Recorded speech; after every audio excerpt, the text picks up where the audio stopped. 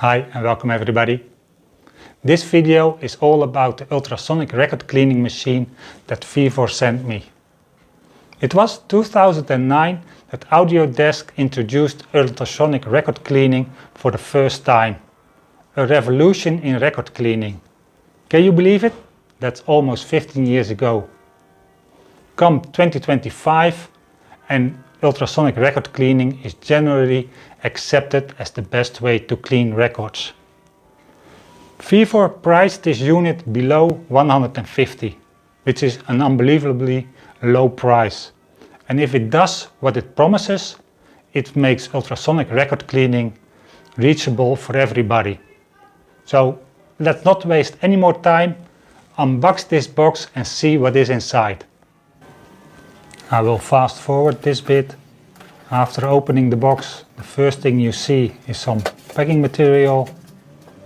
Next is the lid, a power cord, some tubing, a manual, some mounting instructions, with the motor, T-maker, or officially a T-ball I believe, some mounting material, spacers, power adapter,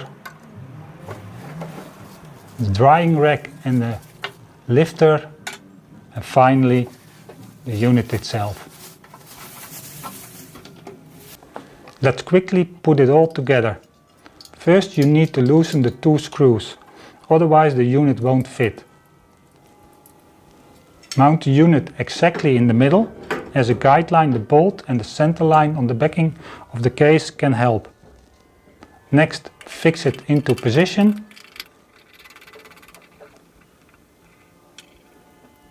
Take the motor and mount it, and also the mounting material, the axis.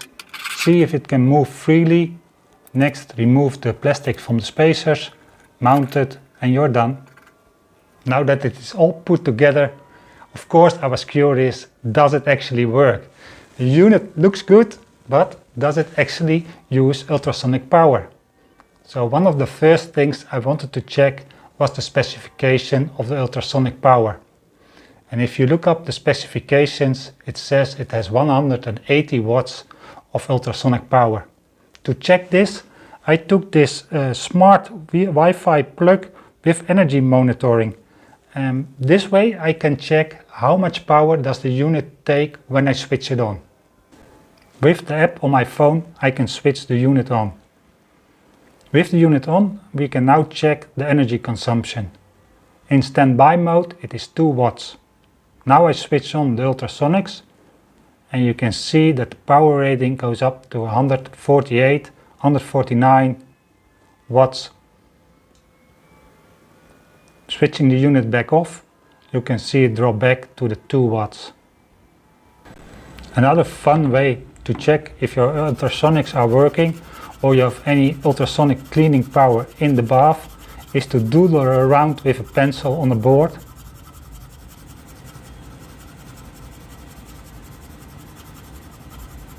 And put it into the water. Nothing happens. That is until you switch on the ultrasonics. Here the ultrasonics are switched on and you can see that the carbon is just disappearing. It is magic. The unit is now ready to clean records. And this is the setup recommended by the manufacturer, with a setup where you can clean 8 records at the same time. And there are 2 ways you can increase the effectiveness of this machine in a big way. As I think most of you know, ultrasonic cleaning works by cavitation. And microbubbles clean the surface of the record. And the microbubbles are created by the ultrasonic waves. And the ultrasonic waves in this unit are at a frequency of 40 kilohertz.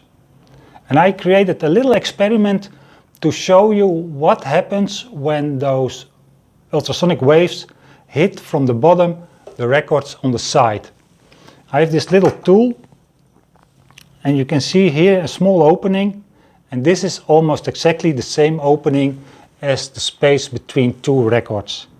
And I can change the opening size to a bigger size, and here this size corresponds with an ultrasonic wave of 40 kHz. That's about 1.5 inch, 4 centimeters. Now let's put it in the tank and see what happens. You can see with the small opening that the wave passes the gate. It behaves as a new source. You can also see that the waves die quickly. This means when there are records, the waves create microbubbles, mostly at the outer grooves.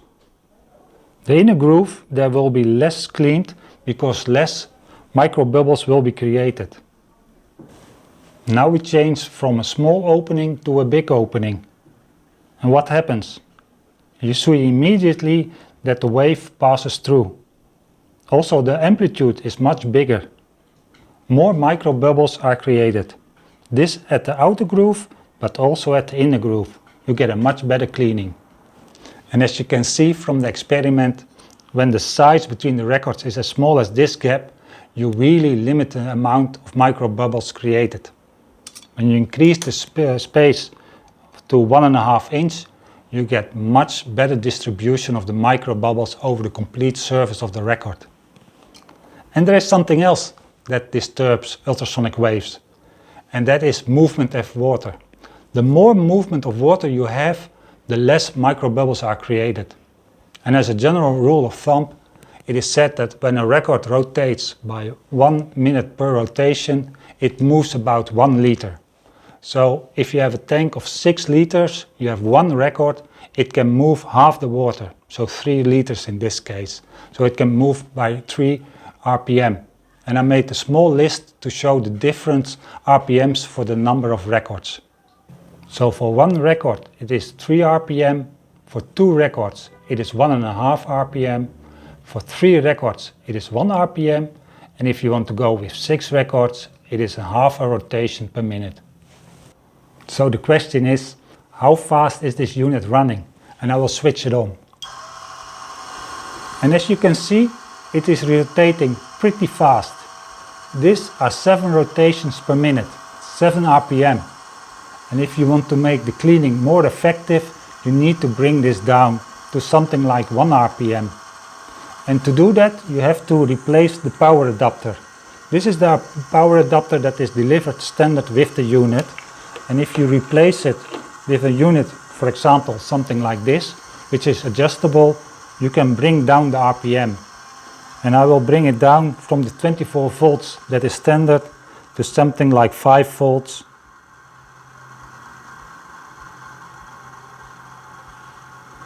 And you can see the movement or the rotation is much lower. And when it is this low, also the movement of the water will calm down.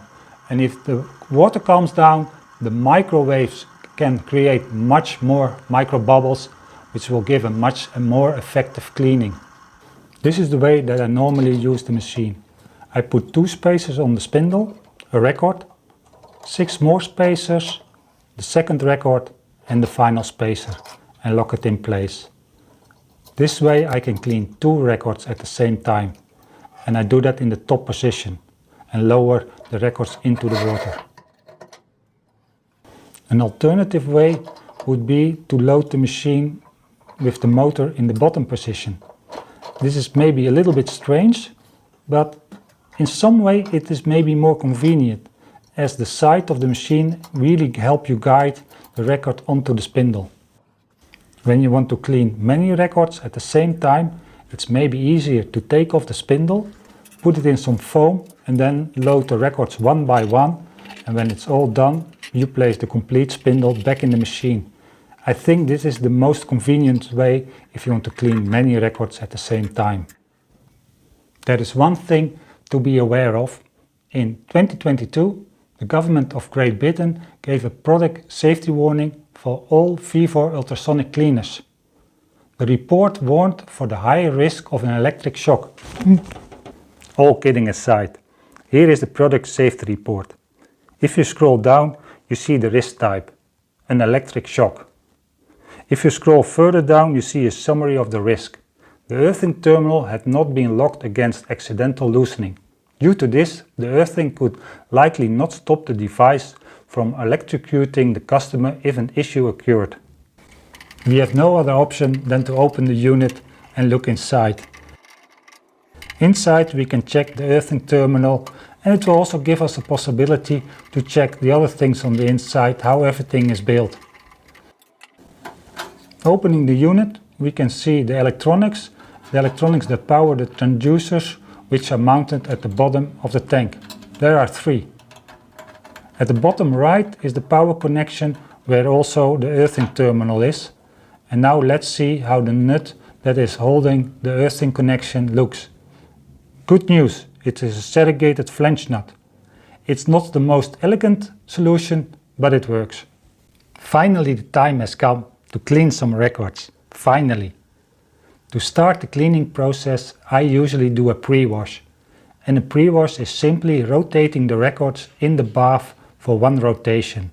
This is a kind of pre-soaking of the record before I turn on the ultrasonics. The timer for the ultrasonic cleaning I have set at 5 minutes. That's usually the maximum I use for dirty records. If it are new records or very clean records, I set it at 3 minutes. On the left of the operations panel is the heating. You can set it at a certain limit and preheat the water. It is something I don't do. Usually when using ultrasonics, the water temperature rises anyway. I only make sure that the water temperature never gets higher than 35 degrees Celsius.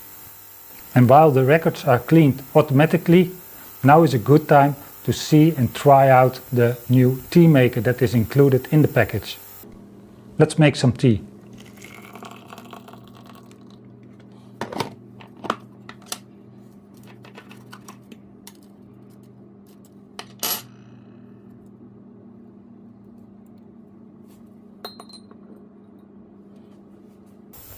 Good to see. It's only a few more seconds and the records are cleaned. To dry the records, I put a motor in the top position. That way the records can clean naturally. Drying the records in air takes about 30 minutes. To dry the records, you can also use a drying rack that is included with the record cleaner. You only need to assemble it, which is an easy job. You don't need any tools and it will take about 5 minutes or so. Just make sure you place all the plain washers on both sides of the holder. And tighten the wing nuts only hand tight, and you have a beautiful drying rack. Now that it is almost finished, it's time to listen to the records before and after cleaning.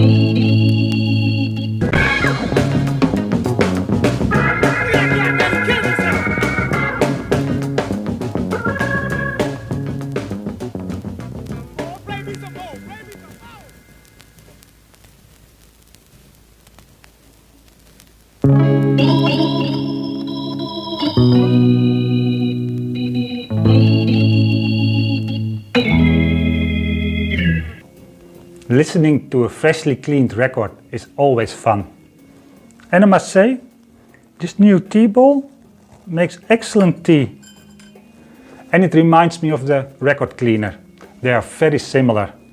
In the market there are more fancy and expensive units available. But this thing gets the job done. It's easy to use and affordable. And the records cleaned with the unit sound so much better. Less noise, more detail, and at a price of below $150, it really makes ultrasonic record cleaning available for every vinyl lover. Ultrasonic record cleaning is such a great invention. It doesn't clean very dirty records well, but if you have a mildly dirty record, there is no better thing. And if you want to learn more about ultrasonic record cleaning, check out this video. It covers the 5 biggest myths